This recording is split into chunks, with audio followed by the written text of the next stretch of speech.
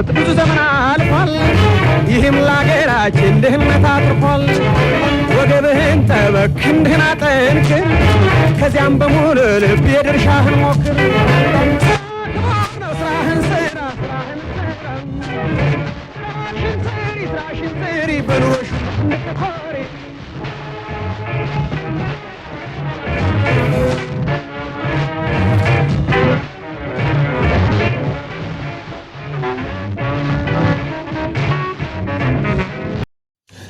ሰላም። የዛሬ ዝግጅት በግዕዝ ቋንቋ መማር በሀገሪቱ አንዳንድ አካባቢዎች ባሉት ጉዳዮች ላይ ይመለከታል። የራስን ጥሎ የሌላውን አንጠልጥሎ እንዴትስ ይሆናል? እውነትን መናገር ኃጢአት አይደለም። ሳይንስና ቴክኖሎጂ አጥባቂዎች ያከበሩትን መናቅ የጤናም አይመስልም። የግዕዝ ቋንቋ ከሴም ቋንቋዎች ቀደምት ነው ማለት ይቻላል። አንዳንድ ወገኖች የሞተ ቋንቋ ነው ሲሉ፣ ሌሎች ደግሞ አልሞተም፣ በተወሰነ ከሴም ቋንቋዎች ቃላት በመቀላቀል ሆነ በእምነት ቦታዎች የሥነ ጽሑፍ ቋንቋና የጸሎት ማቅረቢያ ነው ይላሉ። በዚህ ቋንቋ ዙሪያ እጅጉን መወያየት መልካም ነው።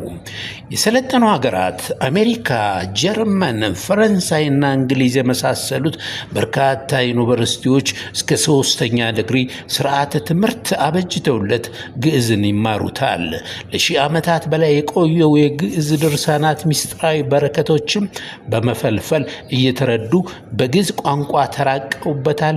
የግዕዝ መጽሐፍ በክብር አስቀምጠው እየተመራመሩ እውቀቶችን ቀስመዋል።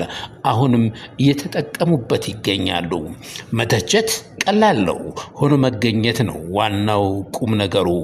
የዓለም ሀያላን ሀገራት ዛሬ አስትሮኖሚ፣ ፊዚክስ፣ ኬሚስትሪ፣ ሂሳባዊ ቀመር ወዘተ የሚሉትን በግዕዝ ቋንቋ አስቀድሞ ተሰንደዋል።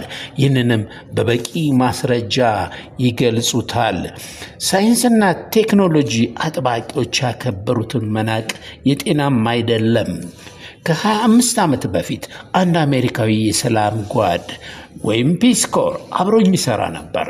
እናም የኢትዮጵያ ቋንቋዎችን ሌት ተቀን በማጥናት ጊዜውን ያሳልፋል። በዛን ወቅት ግዕዝ፣ ትግረኛ፣ ኦሮምኛ፣ አማርኛ፣ ወላይትኛ፣ አፋር፣ ሶማሌ ቋንቋዎችን ጽሑፍ ይሰበስባል። ይህ ቋንቋ ተናጋሪዎች ካገኘም በደስታ ያወራል። ከሁሉም የሚገርመኝ የግዕዝ ቋንቋ ችሎታው ነው። አንዴ ግዕዝ ቋንቋን ትችላለህ አለኝ። አልችልም አልኩት። እፎይ ከውዝንቱ ነገር አለኝ። እንዴት ይሄ ይሆናል ለማለት ነው። በተባራሪ ያስኳትን እኔም አማን በአማን ብዬ መለስኩለት። ደስ አለውና ትንሽ ትንሽ ጎበዝ አለኝ። በመቀጠልም እናንተ ኢትዮጵያውያን ጥንታዊ ብቃታቸው ያስደንቃል፣ የአሁኑ ትውልድ መዘናጋቱ ግን ጥሩ አይደለም የሚል ምክር ለገሰኝ።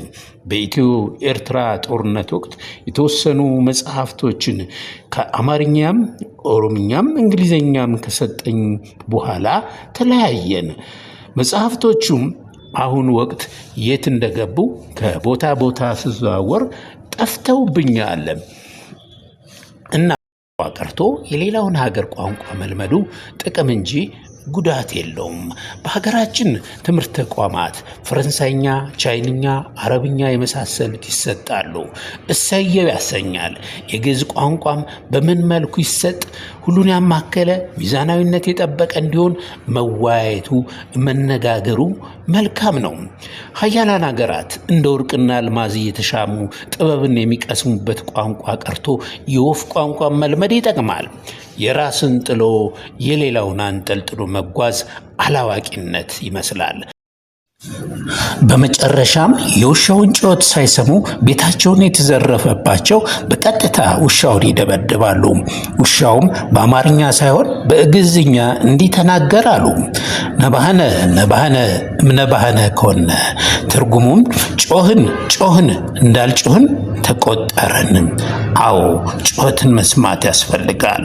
ከጥልቅ እንቅልፍ መንቃት የእኛ ተግባር መሆን ሲገባ ምክንያት መፈለግና ማፈላለግ የስንፍና ምልክት ነው። አበቃው። ኮሜንት ያለው ኮሜንት ይስጥ። ሰላም።